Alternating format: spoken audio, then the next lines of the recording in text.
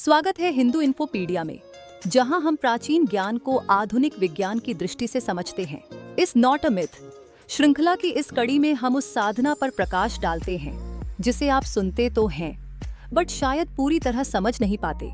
जप, चांटिंग, अक्सर लोग इसे सिर्फ आस्था का हिस्सा समझते हैं, लेकिन क्या हो अगर यह मंत्रोच्चार मानव इतिहास की सबसे परिष्कृत न्यूरोलॉजिकल तकनीकों में से एक हो। चलिए आज हम जानते हैं ध्वनि के विज्ञान की इस अद्भुत यात्रा को। अधिकतर लोग जप और गायन को एक ही समझते हैं, लेकिन जहां गायन में भाव और लय होती है, वहीं जप में दोहराव, ताल और उच्चारण की शुद्धता।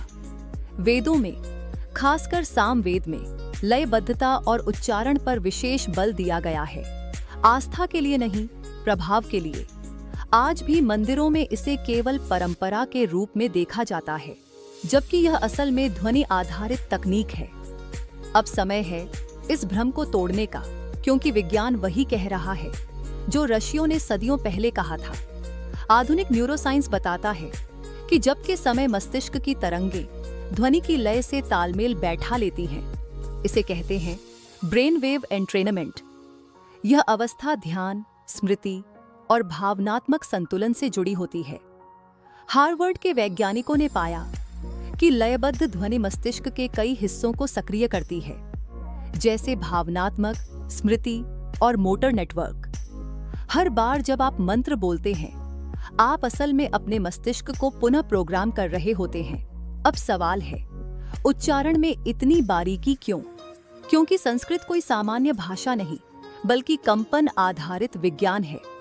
हर अक्षर कैसे बोला जाए, कहां से निकले, कितनी सांस लगे, यह सब नियोजित है। दीर्घ स्वर वेगस नर्व को उत्तेजित करते हैं, जिससे शरीर का रिलैक्सेशन सिस्टम सक्रिय होता है। महाभारत में त्वष्टा की कथा इसका प्रमाण है, जहां एक उच्चारण की गलती ने पूरे मंत्र का परिणाम पलट दिया। आज की ध्वनि चिकित्सा, साउंड थेरेपी जैसे बाइनॉरल बीट्स उसी सिद्धांत पर कार्य करती है। जप का प्रभाव तब और बढ़ता है जब हम सामूहिक रूप से मंत्र बोलते हैं। इससे मस्तिष्क की तरंगें एक जैसी हो जाती हैं। इसे कहते हैं इंटरपर्सनल न्यूरल कपलिंग। इस दौरान शरीर ओनेक्सिटोसिन छोड़ता है, वही हार्मोन जो माँ बच्चे के संबंध में सक्रिय होता है। इसके साथ ही तनाव के हार्मोन कॉर्टिसोल में कमी और इम्यूनिटी में वृद्धि भी पाई जाती है। यह सिर्फ पूजा नहीं, सामूहिक उपचार है। यह प्रभाव सिर्फ मनुष्यों तक सीमित नहीं, पौधों पर भी यह देखा गया है कि विशेष ध्वनि आवृत्तियां उनकी वृद्धि, प्रतिरक्षा और उत्पादकता को बढ़ाती हैं। यह संकेत करता है कि ध्वनि एक जैविक नियम है, केवल सांस्कृतिक परंपरा नहीं। जो हिंदू परंपरा ने ब्रह्मांड को अर्पित किया, उसे आज विज्ञान सिद्ध कर रहा है। आज ध्वनि चिकित्सा का प्रयोग एडीएचडी, डिप्रेशन, फोकस और याददाश्त बढ़ाने में किया जा रहा है। कॉरपोरेट कंपनियां, यहाँ तक कि सेनाएं इसे वेलनेस प्रोटोकॉल के रूप में अपना रही हैं। जो कभी पूजा कहलाती थी, आज थेरेपी बन चुकी है। लेकिन ऋषियों ने इसे हजारों साल पहले ही अपनाया था। हिंदू जप ही नहीं, ग्रेगोरियन चैंट्स, इस्लामिक जिक्र और बौद्ध मंत्रों में भी यही प्रभाव पाया गया है। मस्तिष्क की गतिविधि में बदलाव, चिंता में कमी और दिल की दर में सुधार, ये सब अब शोध द्वारा सिद्ध हो चुके हैं। लेकिन सबसे सटीक और गहन प्रणाली हिंदू जप प्रणाली मानी जाती है, जिसमें विज्ञान की पूर्णता छिपी है। लेकिन आज की वास्तविकता यह है कि बहुत से लोग सही उच्चारण और लय का अभ्यास नहीं करते। फिर भी आस्था और एकाग्रता इस प्रक्रिया को सफल बना सकते हैं।